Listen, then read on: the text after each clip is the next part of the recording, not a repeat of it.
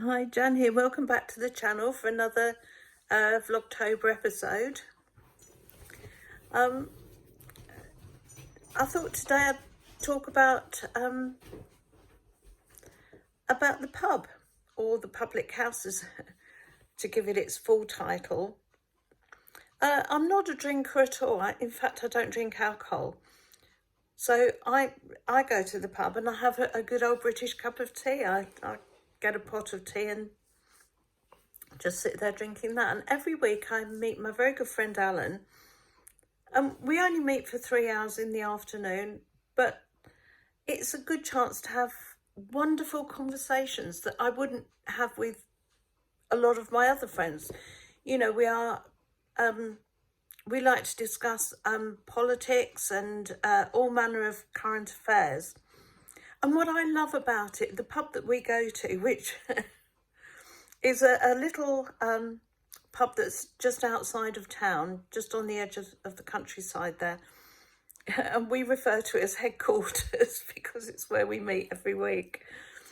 But what I love about it is we get involved in these wonderful discussions, Alan and myself. Neil normally comes with me.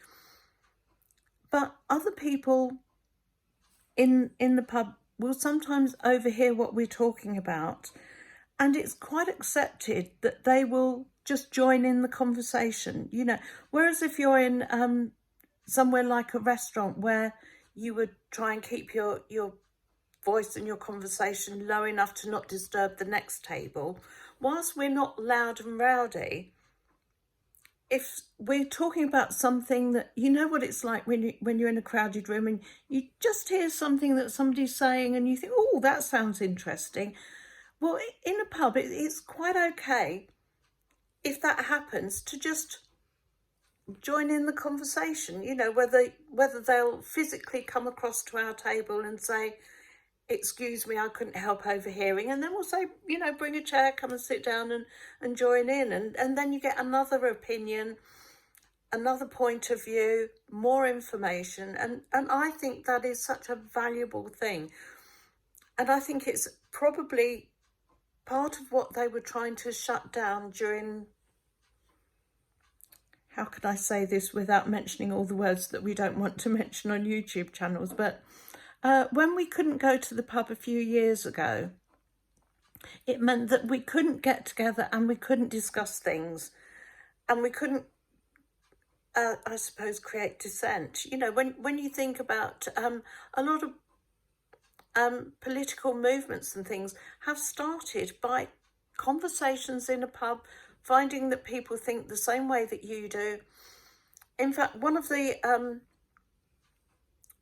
British politicians that I most admire, he's not actually a politician at the moment. He has been, but he's not currently a politician, and that's the very famous Nigel Farage. And part of the, sorry, I'm trying to get my thoughts together here. Part of the way that he's kept on top of current public opinion is because he does go into pubs and he does talk to people and he does listen to what other people, how they're feeling about certain issues of the day, you know, be it going back as far as Brexit, when we were all talking about the European Union and whether we should stay or leave, and, you know, sort of the whole leading up to the referendum there. Or currently one of the big topics at the moment is the mass immigration, the mass, I'm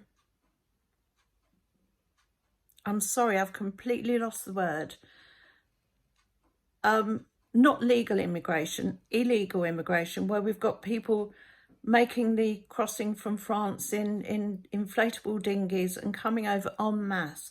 You know, we are having hundreds, if not thousands of them arriving on our beaches, which is so worrying because, you know, it is a dangerous crossing. It is very, very dangerous. And the problem being that you've got these people coming into the country and then you've got to do something with them, you know, and At the moment, they're being housed in hotels and things which people who are living nearby aren't happy with. You know, there's an awful lot of different opinions in this country about the mass immigration. But having said that, we've got the same problem throughout Europe, where I know a lot of people still within the EU are talking about the amount of immigrants coming into their countries, both illegally and legally, you know. And whilst most countries welcome immigrants, my feeling personally is I have no problem at all with anybody wanting a better life and moving to another country to get a better life.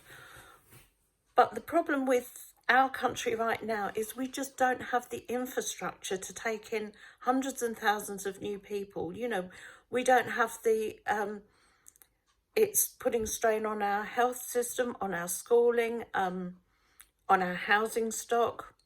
But on top of that, it's not just the housing, but a lot of our country has older housing. And, you know, things as simple as the sewerage system just isn't coping at the moment. And if we could get all the things that are needed for more people up and running before the more people arrived, then I wouldn't have any problem with them coming at all.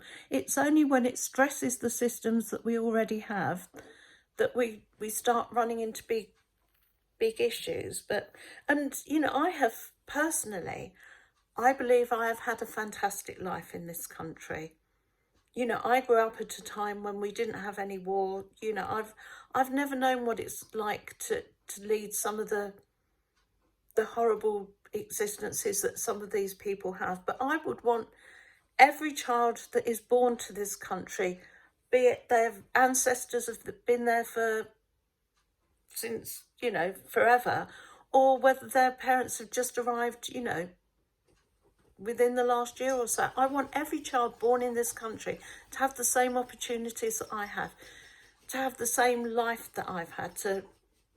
But at the moment, it's not happening like that. People are coming into the country and it's not a better life for them because we just haven't got everything ready to allow them to have it. I don't know if that makes any sense at all. You know, this isn't meant to be a political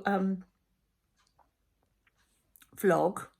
It's just one of these discussions that we have in the pub, whether we're talking about immigration or, you know, any other topic of the day. I mean, obviously the recent health issues have been a huge topic of conversation, and the medical interventions that have been put in place to combat those. That's another huge topic of conversation that a lot of other people in the pub have got their opinions on. Even things as like the electric vehicles, you know, electric cars.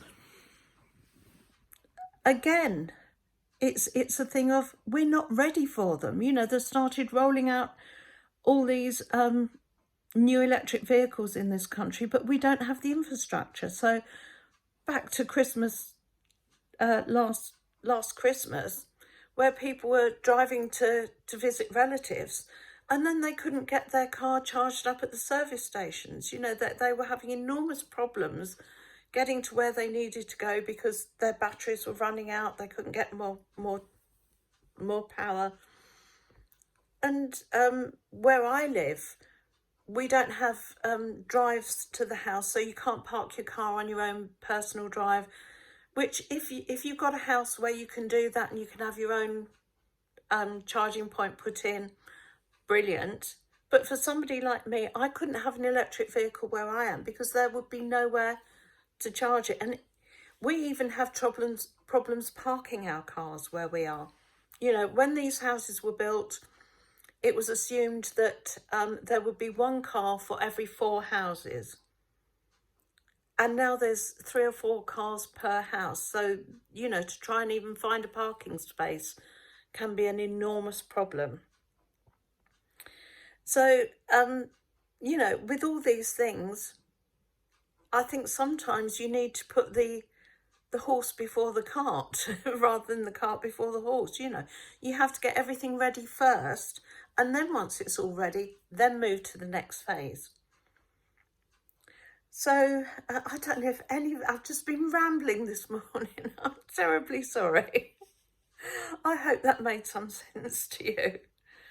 And just trying to, as I say, trying to make a video every day for Vlogtober.